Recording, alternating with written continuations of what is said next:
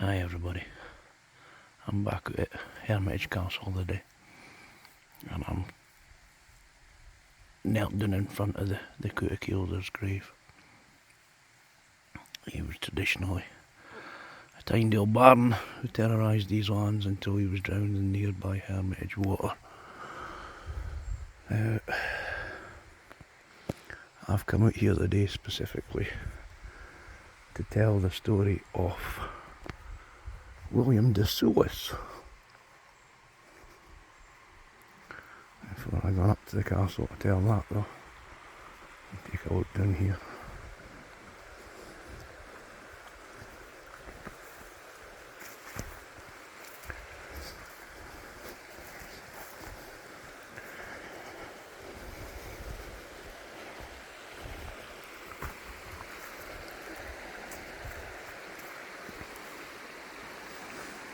Deep pool of water here.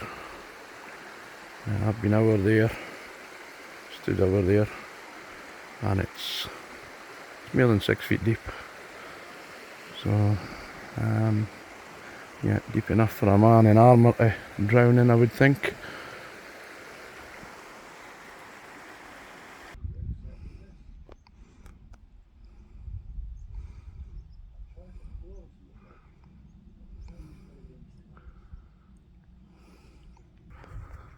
So folks, William de Soulis, he's now on any of these boards that we'll find around, and his story is legend. He was laird of this place when Robert the Bruce was the king, and I've read a couple of different versions of the legend. One version says that he was Robert the Bruce's cousin, and another version says that he was an enemy.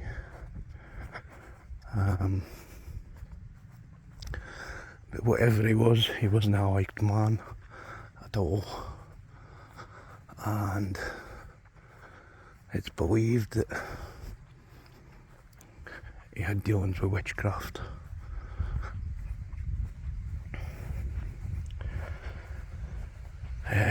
One of the versions that I read about says that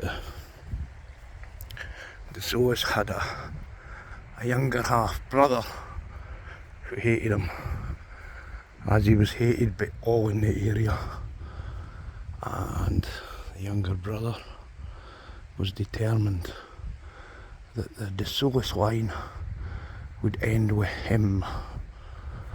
And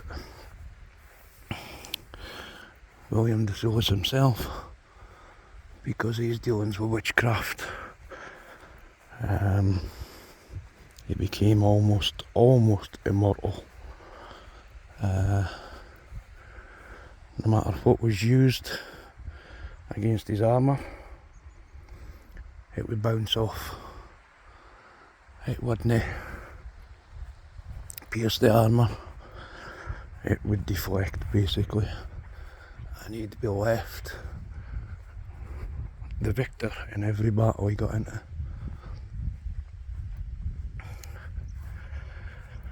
Now,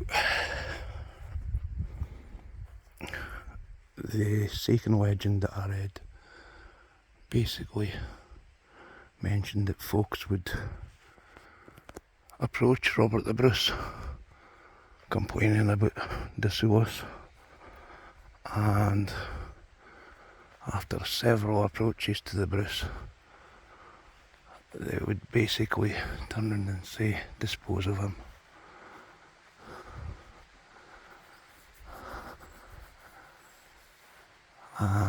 When I say they, I mean Robert the Bruce and his entourage. Get rid of him. And attempts were made to get rid of him, but all of those attempts were failed because he had his don't know what what they call it, his higher power, his lower power, his devil worshipping.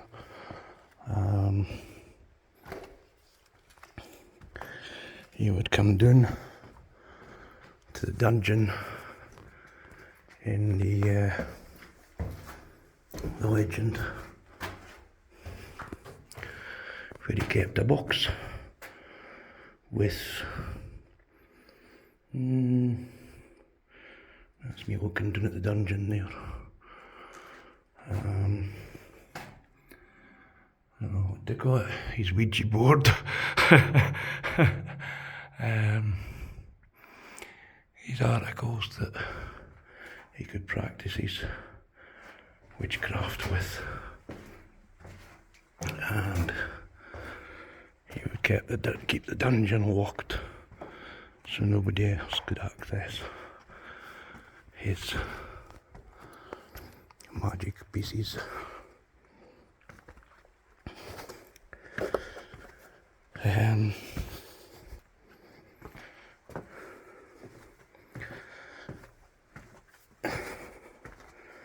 While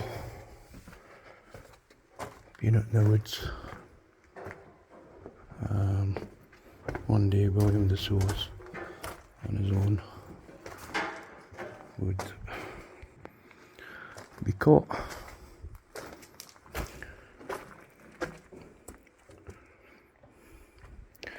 He'd be caught by a group of locals, and none of them tried to kill him. They disarmed him, and once disarming him, they bound and tied him.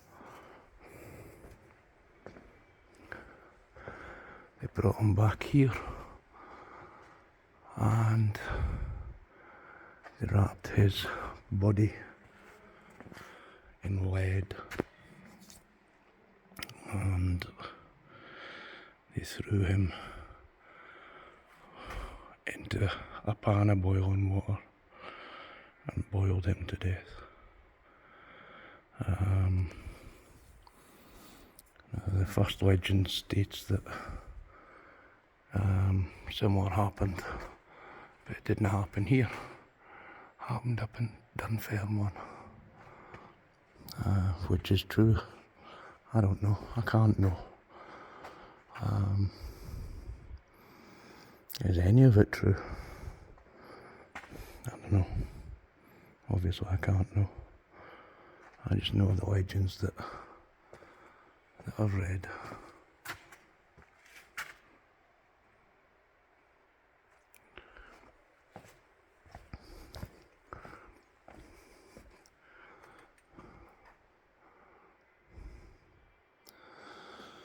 So there we have it, folks.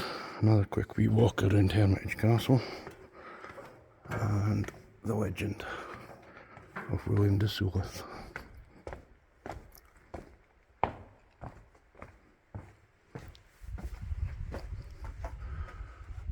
the names carved into the door. Not into the door only, but into the walls as well. Any more? In there.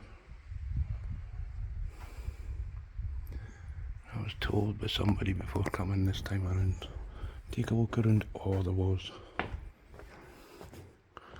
because there's names carved on the wall, and many of them are thought to have been Scottish soldiers from back in the day.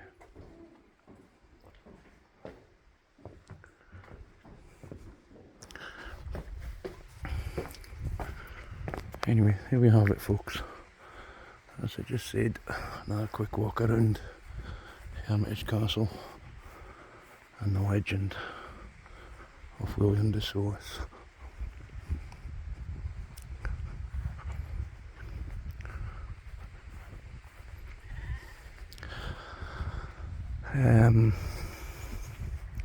Yeah, anybody that's watching this, if you haven't subscribed to my channel, please do so.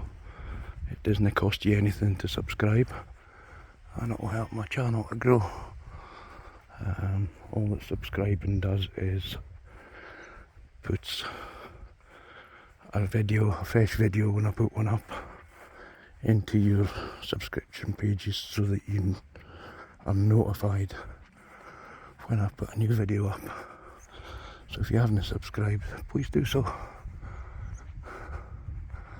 I thank you for watching, and hopefully I'll catch you in the next video.